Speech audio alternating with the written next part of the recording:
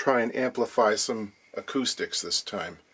Some fairly valuable acoustics. Going to start off with one of these. This is from the Iris Guitar Company. I've been waiting a little while to see one of these in the spruce flavored flesh for a while. The folks over at Folkway have been selling them, and every time I see a picture I say, boy, does that ever look good, but does it gent. These are made in Burlington, Vermont. I used to work in Burlington, Ontario. This is a true story. One day I got a call from a man who was trying to find his way to the store, but he just couldn't do it. He called twice for directions, and I said, "Do you see the Home Depot?" He said, "Yeah." "Well, we're right in the same parking lot, just a little past it." And he said, "No, there's nothing there except Walmart." And I'm like, "There is no Walmart." And he kept saying, "Yes, there is."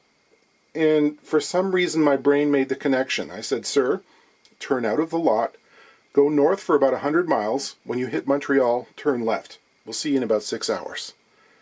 He didn't realize there was more than one Burlington. The Iris line is like a subsidiary of Fairbanks Guitars, which itself is associated with Circle Strings, which is a well-regarded music store. They decided to come up with, well, it's a high-end but kind of player-attainable product that had some of that flavor, but without maybe the custom shop sticker price. They're still expensive, but maybe not as expensive as some others. And they have a number of really cool models. Some of them are reminiscent to like the Depression era budget lines that Gibson built. The Kalamazoos, the Cal Croydons, Recording Kings. This one I believe is based on a Roy Smeck model. They have some really satisfying visual stuff going on in the decoration of things, like the headstock designs. The thing that really caught my attention was their pickguard designs. They're doing some amazing stuff. They're fantastic shapes. This one's actually kind of restrained, but I was just measuring it because I'm like, what is this material? I haven't seen this on the market. It is fire stripe, but it's actually 40 thousandths thick, or a millimeter thick, which is much more like what you get on those golden era instruments. And I haven't found a place to buy it yet, so I might have to go inquiring. We've talked about Roy Smeck before. This is a DF model, but it's been customized to be more Smeckish, I guess. They've given it the deeper body, and it really is. This is like 4¼ inches, maybe 110 millimeters-ish, which is much deeper than your standard flat top acoustic. And it's also a 12 fret to the body design. Smeck was a Gibson endorsement guy. He's a multi-instrumentalist in the vaudeville era. He played lap-style guitar, ukulele, banjo, other stuff. He also went on to have Harmony make him some models later in the 40s and into the 50s that are a different animal. But the Depression-era Gibson guitars are really quite highly prized. At this point, probably most of them have been converted from lap-style with the big, thick neck, rectangular, into the Spanish style that you can play upright as usual. That can actually increase their value, believe it or not. Because they have the deeper bodies, they have kind of a unique bass-heavy response. Quite pleasant. Jackson Browne collects them, so for me it's nice to see this kind of take on it. Here's an interesting feature. This has got the very narrow period-style bridge from the early 30s, but the bridge pins have been drilled in a line that's parallel to the saddle. That fixes a bit of an issue. The original guitars usually don't have quite enough compensation on the bass side, but the bridges are so skinny that you really can't improve the situation. Like, there just isn't enough room to re-angle the slot. And this is a way of getting there. But it's something that catches your eye visually, It's like, oh, you did something different, didn't you? So for this guitar, I'm going to be putting in the LR Baggs Hi-Fi Duet pickup. Take out the strap pin. Oh, nice. This guitar is finished in sort of it's a satin finish with open pore, and that's one of the ways they save some money, not having to do the pore fill. People suggest that satin finishes are thinner than gloss finishes. That's not usually the case. There's usually about the same amount of finish on the instrument. The gloss doesn't come from extra lacquer. It's got, this finish has flattening agents in it, which causes the visual dullification of the guitar. But, you know, over time this is going to self-polish basically. You're going to end up with shiny spots. Some people get really mad at that, but that's what you get if you buy a satin guitar. It's going to age into a shiny one in certain areas. You can always knock back the shine by rubbing it with a Scotch-Brite pad or something. So this end pin hole here is tapered, and it's of a size that can be difficult to, you know, center another drill bit if you wanted to drill it in one pass. The idea, of course, is to be clean about it, and because we're going to be drilling through this intersection of plastic from the end strip with the mahogany of the sides, there's a tendency for things to get torn and kind of ugly. Ways of dealing with that: you can either use something like a violin reamer. You can drill through in successive passes with regular twist drill bits. I prefer to start the hole using a engineer's step bit here, which is kind of like halfway between a drill and a router bit, and it has a number of dimensions accurately sized.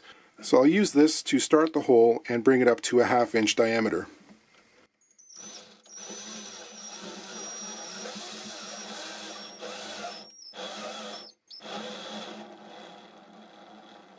And here, you know, we appreciate all mahogany models here. Well, this one is a 1946 Martin 0017, which is in pretty good shape, all things considered. The usual bumps and dents and scratches and weirdness.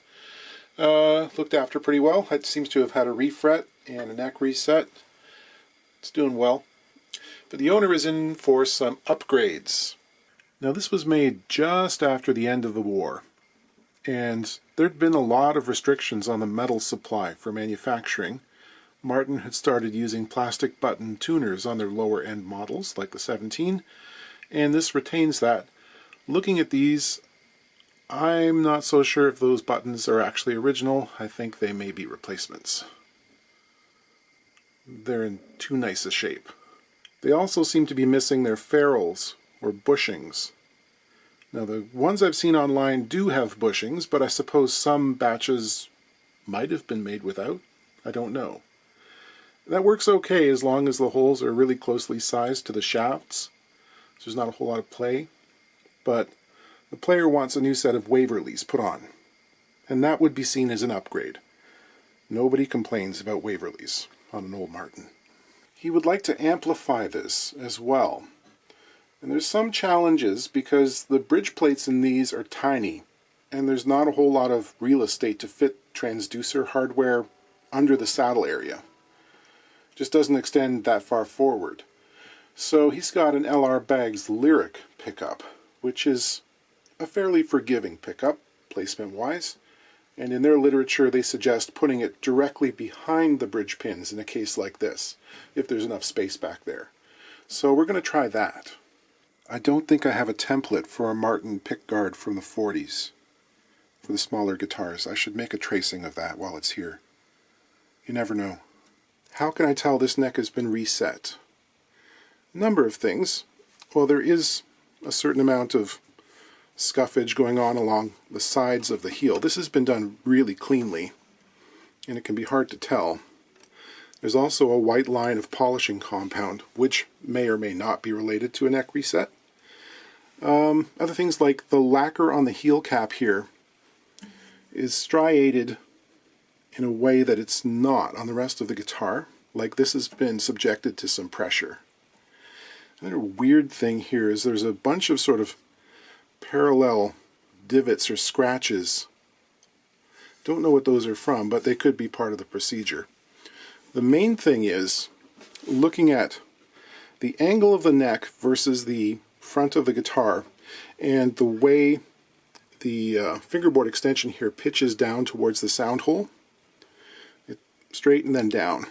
This guitar does not have a wedge under the fingerboard extension, So you end up with what we might call an extreme case of fall away.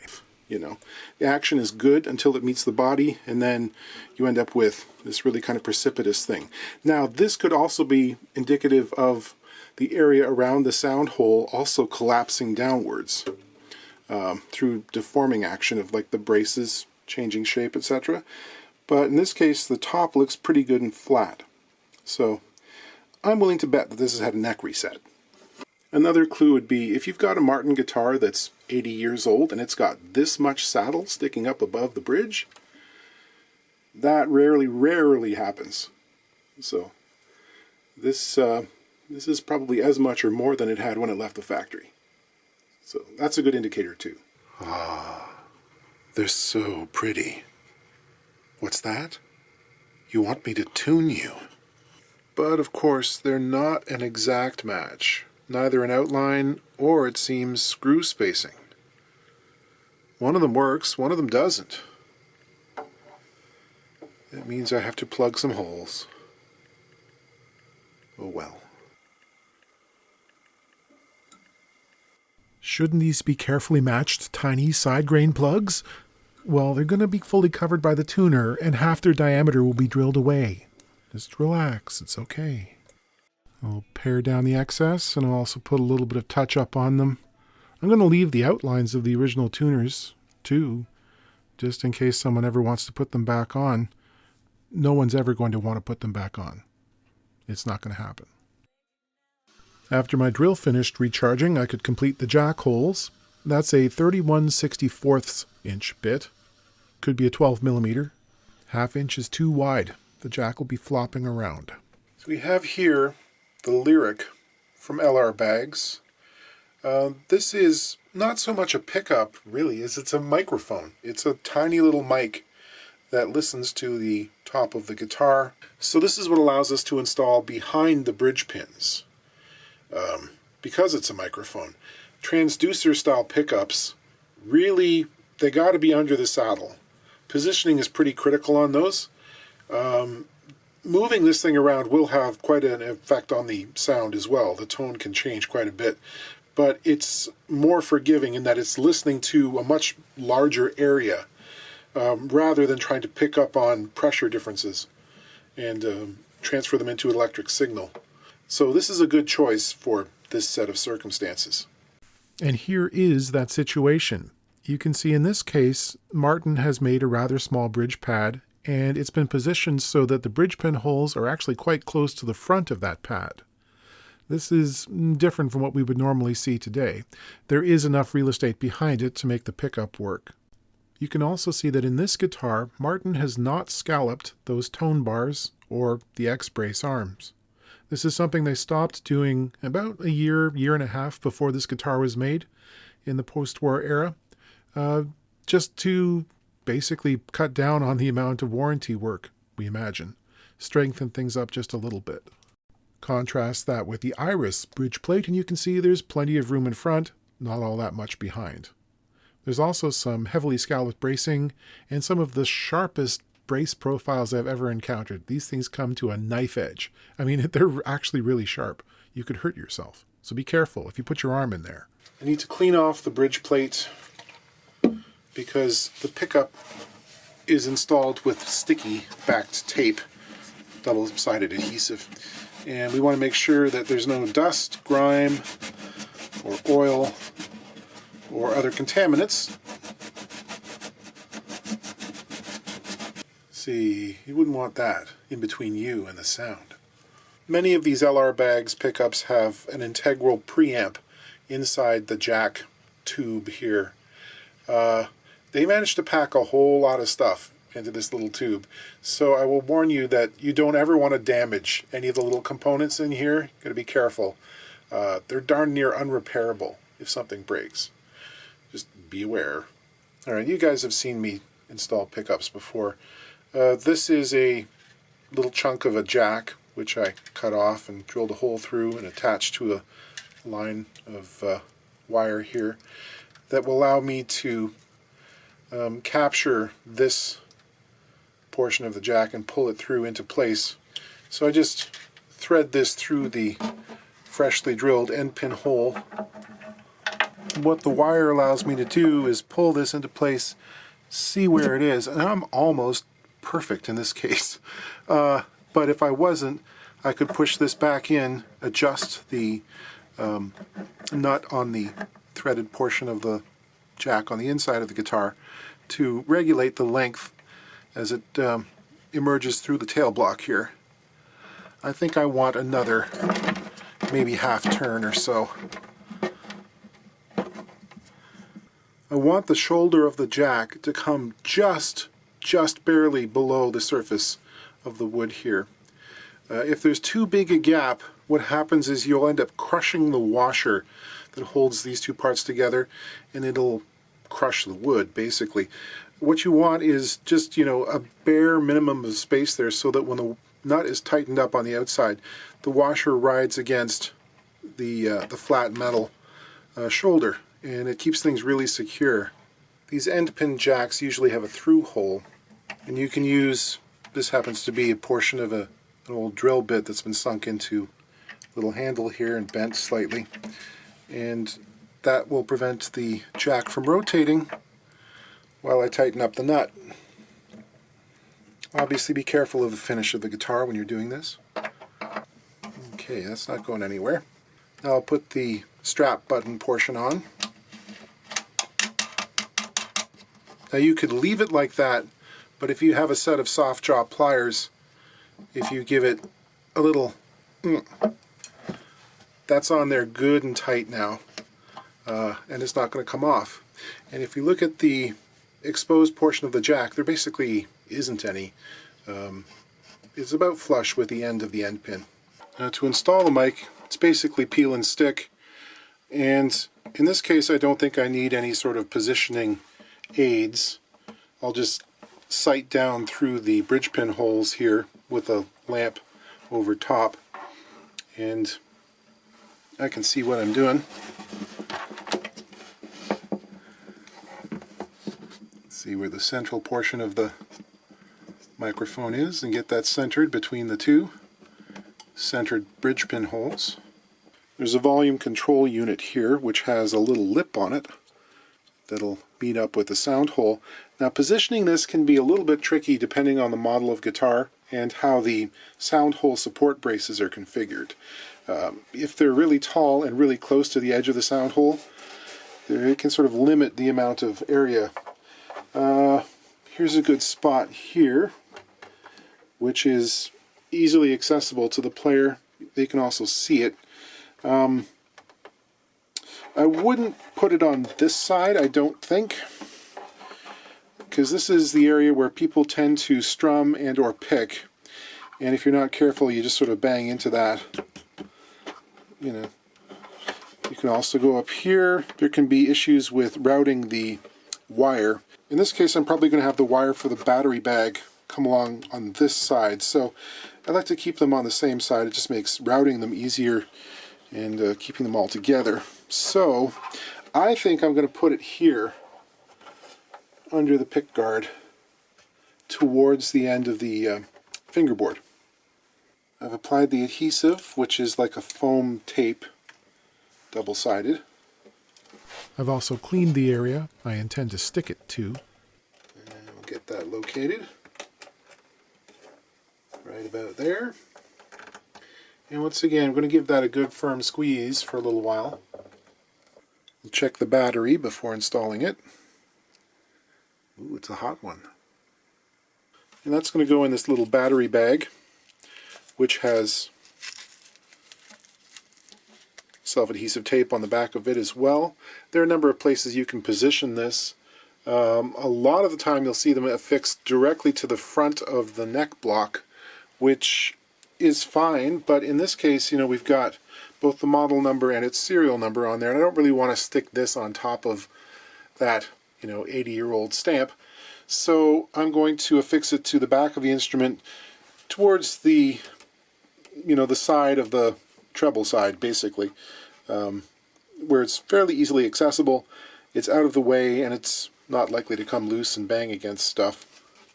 Now it's just a question of skinning your knuckles while you try to find positions for these little flexible wire clips. making a tracing using a soft pencil going at right angles to the edge of the pickguard. Alright, so if you're an acoustic player who hasn't had the opportunity to try a Waverly tuner, I almost want to say don't do it, because it'll ruin you. They're like buttery smooth. And once you've tried them, you recognize that this is what it could be like, and nothing else ever really kind of matches up. So just beware. This nut has a rather unfortunate condition on the treble E string. As you can see, a portion of it's crumbled away. It's still seated in there fairly firmly, but I worry about this tenuous connection at the back here. That might be the only thing that's holding it in place, so I'm going to go ahead and rebuild this with some ebony dust and super glue.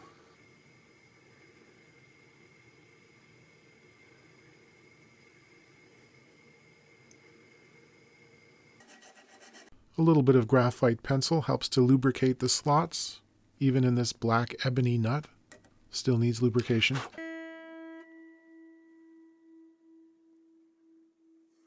Okay, how does a pickup sound? Well, you're not going to get the true experience through my camera's microphone there. And also I'm playing through an amp that was not designed for an acoustic guitar. But it sounds pretty good. It's pretty balanced.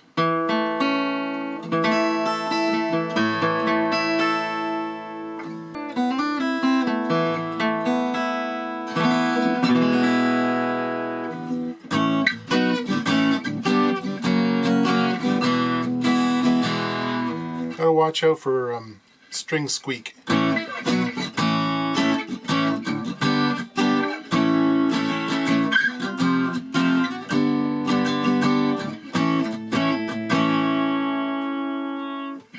Okay, and then unamplified.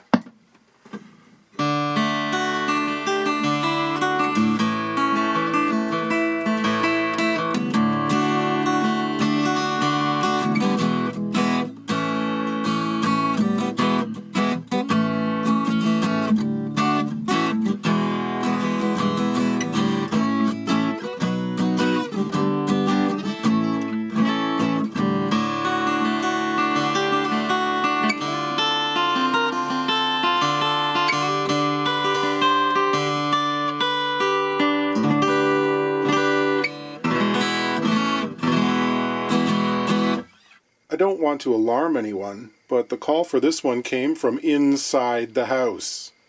This is my wife's ukulele. It's a Kala concert size, and I bought it for her, it's got to be close to 15 years ago now. It's had quite a lot of play, but in true shoemaker's children proverb, I think I lowered the action and changed the strings once in that time, maybe. But these are Nalgut strings, and they get better with age. Anyway, she's decided she wants to use a strap. And I'm like, yes, I can do that. And then she said, "You're going to film it?" And, you know, this is a tone I know very well, and it often disqualifies prospective customers. It's something of a deal breaker. However, I know better, so you guys get to watch me put strap buttons on. I need a new drill. The pair of old Craftsman drills, the old 14 4-volt, finally at the stage where they can't hold a charge long enough to be useful anymore. These are exactly 20 years old. I feel I got my money's worth. Anyway, I tried to buy a new one the other day, went to the home center, found the one I wanted. It was locked up in a cage. It took me some time to find an employee. I actually talked to 4 of them. Nobody had the key. I asked 4 different people. No one could open the cage. 2 intercom pages didn't help. So 25 minutes later, I walked out of there with no drill. And just because I have to say it, if I mention that I need a tool, it's not an invitation for you to think about buying me one. Please don't ask. If the thought occurs to you, it is also occurring in the minds of some 30 to 40 other people. And that ends up being an awful lot of emails to respond to saying, no thank you, I'm a big boy now, I buy my own tools. And my accountant gets excited because I can finally write something off. But basically, never send me anything. I do appreciate the thought, but don't send me stuff. I'm measuring the inside diameter in the webbing of the screw. It's around 3/32 or 93 thousandths, just under 2.5 millimeters. Remember, a good chunk of the screw's length is going to be inside the actual strap button, so you'll tend to drill those holes too deep, or deeper than necessary. And I have just charged this thing completely up. We'll see if it goes long enough to drill this hole. These are little felt washers, which in older or higher end instruments basically pad the area where the strap button is going to make contact with the finish. Not strictly necessary in this case, but I have one, so I'll use it. Slotted screw. What were they thinking?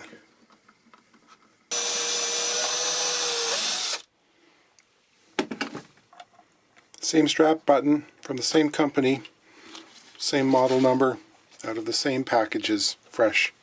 And this one has a Phillips head screw.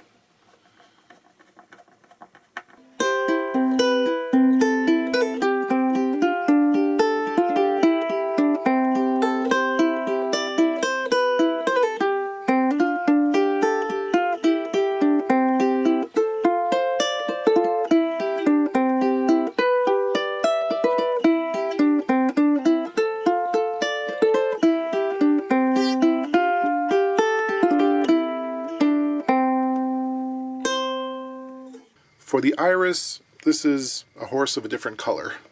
This is also an LR Baggs pickup, but this is the Hi-Fi Duet, which pairs a microphone again, but this time with two sensors, transducers, that go along underneath the saddle. And this gives you the opportunity to mix those signals and a bit more adjustability, basically. The installation is finicky, and they give you a little tool to help out, which is not unlike what we use for installing the K&K pickups, the Pure Minis, etc.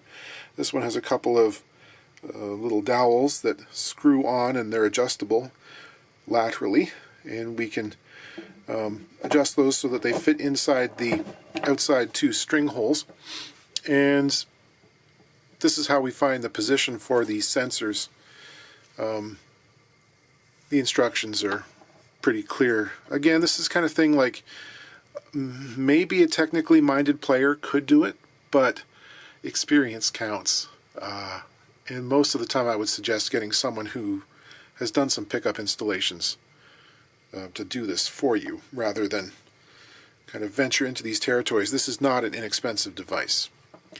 So I got to stick these things down onto the plastic, and then I'm going to position them so that they're between the E and B strings and E and A. And yeah, you won't be able to see very much of this, of course, because it's all going on inside the guitar. And I have to position these so that the lead wire goes in between the bridge pins and also leaves enough room for the ball end of the string, and should be under the saddle. Okay, these guys come up through the holes. I'll pull them up evenly.